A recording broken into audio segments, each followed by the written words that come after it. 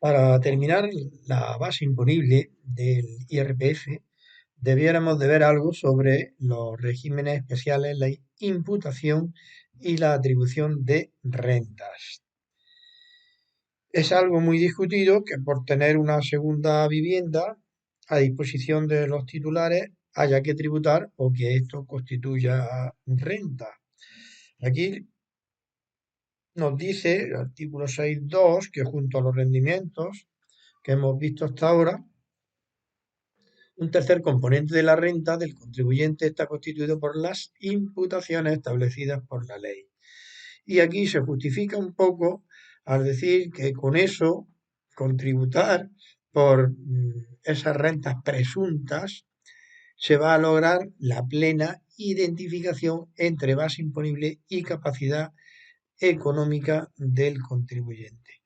Vamos a ver régimen de imputación de renta inmobiliaria y el régimen de atribución de rentas, porque estos son un poco más raros, ¿no? Lo de cesión de derechos de imagen, lo de la transparencia fiscal internacional, etcétera.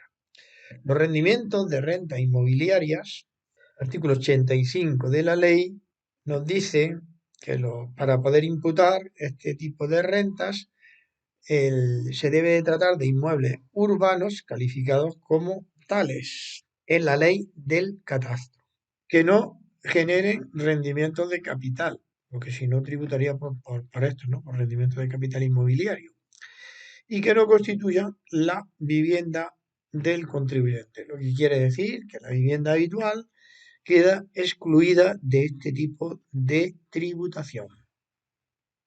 Que no se trate de suelo no edificado, inmuebles en construcción, ni de inmuebles que por razones urbanísticas no sean susceptibles de uso. Es decir, los solares no constituyen tampoco este tipo de rentas. ¿Cómo se calcula el rendimiento? El rendimiento de capital inmobiliario se calcula de la siguiente manera. El 2%, o sea, va a ser, como dije antes, una renta presunta que se va a calcular en función del valor catastral. La renta será el 2% del valor catastral y no vale ninguna deducción. Si el valor catastral hubiera sido revisado en los 10 periodos anteriores, en vez del 2% será el 1,5%. Si el inmueble no tuviera valor catastral, se tomaría el 1,1% del 50% del mayor de precio de contraprestación o valor comprobado. Fijaros, ¿eh? Qué complicado, ¿no? Se toma, es como si la ley mm, previera que cuando no hay valor catastral, el valor catastral sería la mitad del valor de compra y estuviera revisada, por lo tanto, le aplica el 1,1. Y en el caso de que la administración hubiera comprobado el valor, pues se tomaría el valor comprobado si es mayor que el de compra. La complejidad que surge aquí, un poco lo que hay que tener en cuenta son la disposición o si esa disposición ha sido temporal, si se ha adquirido un inmueble a mitad de año, si ha estado alquilado y parte no, pues hay que hacer las proporciones. Y luego, para evitar corruptelas, ya sabéis, cuando hay inmuebles que están alquilados a familiares, si aplicando estas reglas se obtiene más renta que del importe del rendimiento de capital inmobiliario, se toman estas. Entonces, los inmuebles habrá que distinguir si están arrendados a terceros, si están a disposición de los titulares o si están arrendados a familiares.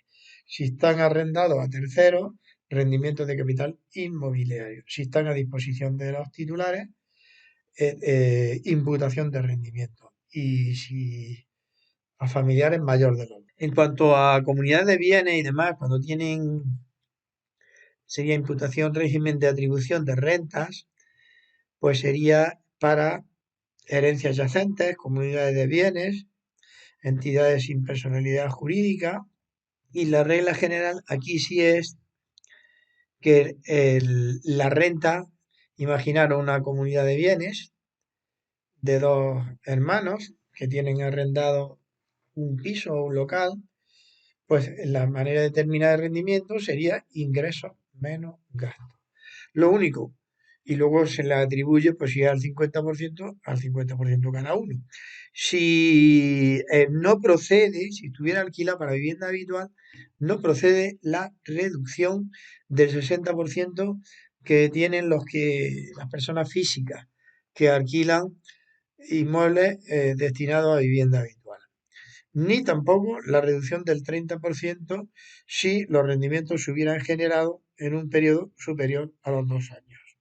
Si este tipo de entidades tuvieran rendimientos de capital mobiliario, la renta neta se determinará por diferencia entre ingresos y gastos deducibles que tienen los rendimientos de capital y se imputaría en la proporción que tenga cada partícipe o comunero.